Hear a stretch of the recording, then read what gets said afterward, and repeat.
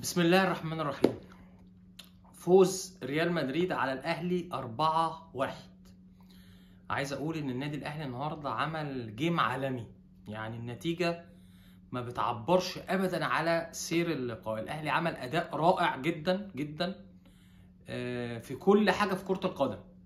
الاهلي النهارده معظم فترات المباراه كان افضل من ريال مدريد، كان اخطر من ريال مدريد خصوصا في الشوط الاول. الاهلي ضغط على ريال مدريد من قدام ودي حاجه كويسه جدا.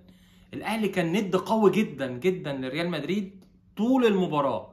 يمكن الفتره اللي مزعلانا شويه الفتره بتاعت بعد الدقيقه 92 اللي هم الست دقايق، الوقت ضايع لان فريق ريال مدريد جاب فيهم هدفين علوا نتيجه الماتش. لكن النهارده الاهلي اداؤه رائع. النهارده لما تيجي تتفرج على الاهلي وتعمل مقارنه مع ريال مدريد، والله الاهلي كان ند بالند. النهارده من الشوط الاول الاهلي كان افضل من ريال مدريد وكان بيوصل، ومن ناحيه حسين الشحات ومن ناحيه احمد عبد القادر، وضيع 3-4 فرص في الشوط الاول، فرص خطيره جدا وفرص يعني تعتبر اهداف مؤكده. واحده لمحمد شريف، واحده لمحمد عبد المنعم بدماغه، واحده لحسين الشحات اللي حطها في الزاويه القريبه. فريق ريال مدريد ما كانش عنده خطوره على مرمى احمد الشناوي كتير في الشوط الاول. يمكن الاخطاء الفرديه النهارده كانت سبب في خساره النادي الاهلي.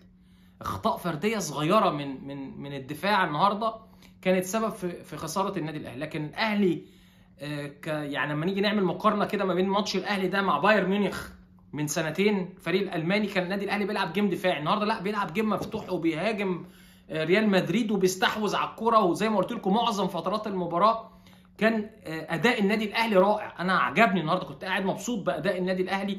وكان يمكن بس الاخطاء الدفاعيه اللي خلت فريق ريال مدريد يحرز اهداف، سواء الهدف اللي جه في اخر الشوط الاول اللي عمل لنا شويه احباط، مع الهدف الثاني بتاع فالفيردي اللي جه في بدايه الشوط الثاني، والكره مودريتش عملها في نص يعني ما بين محمود متولي ومحمد عبد المنعم لرودريجو، وحطها والشناوي صدها ورجعت لفالفيردي اللي احرز الهدف الثاني.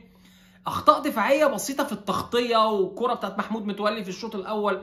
غير كده لا، الاهلي مميز جدا وبيوصل. النهارده حسين الشحات نجم الماتش. حسين الشحات النهارده عمل جيم رائع. مسك كافامينجا ده ولا كامافينجا، قطعه ناحيه اليمين بتاعت النادي الاهلي شمال ريال مدريد. رغم ان كامافينجا بتلخبط في اسمه. كامافينجا قوي جدا وسريع جدا وبنيانه اقوى من حسين الشحات، لكن حسين الشحات النهارده عمل جيم جامد جدا عليه. وانا كنت شايف ان حسين الشحات ما يخرجش، ان من ساعه ما حسين الشحات خرج في اخر ربع ساعه في المباراه والاهلي هجوميا قل كتير جدا. محمد هاني كان كويس، علي معلول كان كويس، محمد عبد المنعم كان كويس، ومحمود متولي، لولا الاخطاء الصغيره اللي معظم اهداف ريال مدريد النهارده من العمق. وخلي بالكم صعب جدا صعب جدا ان فرقه بحجم ريال مدريد تكون كسبانه الاهلي 2-0 والاهلي يرجع للماتش. اي فرقه تانية كانت رمت الفوطه، لكن النهارده النادي الاهلي خسران 2-0 بيهاجم وبيوصل وبيضيع، ولغايه ما حسين الشحات عمل ضربه جزاء بشكل كويس جدا وعلي معلول احرز الهدف، بقت النتيجه 2-1. والاهلي بعديها ضيع فرصه ما تضيعش بتاعت قفشه، كان ممكن المباراه تمشي 2-2. والاهلي عمل مجهود كبير، لكن التغييرات ما عملتش تاثير ايجابي. انا كنت اتمنى ان حسين الشحات كان فايق جدا، وكان النهارده بيعمل النادي الاهلي بيعمل التحول من الناحيه الدفاعيه للناحيه الهجوميه بسرعه جدا من خلال حسين الشحات واحمد عبد القادر وقفشه وشريف. حتى لما شريف خرج ونزل بيرسي تاو عمل شغل كويس بيرسي تاو مع حسين الشحات. اول ما حسين الشحات خرج، وكان الاهلي في الفتره دي قريب جدا انه يتعادل مع ريال مدريد، اول ما حسين الشحات خرج الاهلي هجوميا ما وصلش لمرمى ريال مدريد. وريال مدريد كمان عندهم خبره، وعندهم لوكا مودريتش في نص الملعب، وعندهم توني كروس. الاثنين عملوا تحكموا في رتم الماتش في اخر ربع ساعه من الدقيقه 75 للدقيقه 90.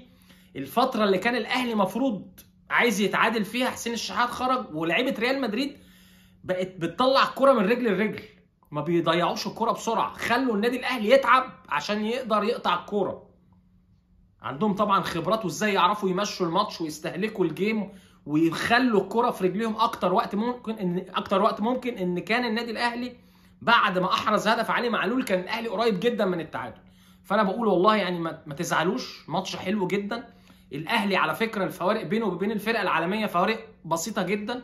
طبعا ريال مدريد بيلعب في الدوري الاسباني وبيلعب في دوري ابطال اوروبا وبيحتك مع فرق قويه. احنا هنا برضو في مصر الدوري المصري اضعف من الدوري الاسباني، دوري ابطال افريقيا اضعف من دوري ابطال اوروبا، فهم احتكاكهم افضل. لكن الاهلي النهارده قرب المسافات. يمكن انا زعلان بس شويه عشان النتيجه كبيره. الجونين اللي دخلوا ما لهمش لازمه خالص في الوقت الضايع. كانت النتيجه لغايه الدقيقه المباراه لغايه الدقيقه 92 2-1 والاهلي الند بالند وكان ممكن يتعادل مع ريال مدريد. حتى بصوا على كارلو انشيلوتي طول المباراه قلقان، وخصوصا لما الاهلي جاب جون علي معلول بقت النتيجه 2-1 وقربت. كارلو انشيلوتي وشه كان مرعوب قلقان جدا من مباراه الاهلي. فبرافو الاهلي النهارده كل اللعيبه، حتى لو في اخطاء صغيره، والاخطاء الصغيره والاخطاء البسيطه بتكلفك امام الفرق الكبيره. من ريال مدريد يعني الكره اللي في الشوط الاول فينيسيوس جونيور ما صدق طبعا الكره طولت من محمود متولي او ما لحقش الكره على طول. اي خطا بهدف. مع الفرق الكبيره الاخطاء البسيطه بالنسبه لك بتتعاقب عليه. لكن جيم كويس جدا، حاجه مشرفه جدا النهارده. هو بس اللي مزعلني شويه ان الجونين اللي جم في الوقت الضايع دي اللي خلت شكل يعني اللي ما يتفرجش على الماتش ويقول لك الاهلي اتغلب 4-1 من ريال مدريد يزعل. لكن اللي اتفرج على الماتش لا، النتيجه ما تعبرش خالص على سير اللقاء وعلى اداء النادي الاهلي اللي كان ند كبير جدا امام ريال مدريد. بحيي لعيبه الاهلي كلهم، الشناوي ومحمد عبد المنعم متولي. بعض الاخطاء طبعا من قلب الدفاع النهارده، لكن معلش دايما لازم نتعلم من اخطائنا. وبرده في النهايه الاهلي بيلاعب فريق كبير، ريال مدريد من اعظم فرقتين ثلاثه على مستوى العالم. يعني دلوقتي هتلاقي ريال مدريد، هتلاقي مانشستر سيتي، تلاقي برشلونه، تلاقي ليفربول، الفرق الكبيره على مستوى العالم. ريال مدريد واحده من اهم الفرق في العالم، فعادي مفيش حاجه تزعل.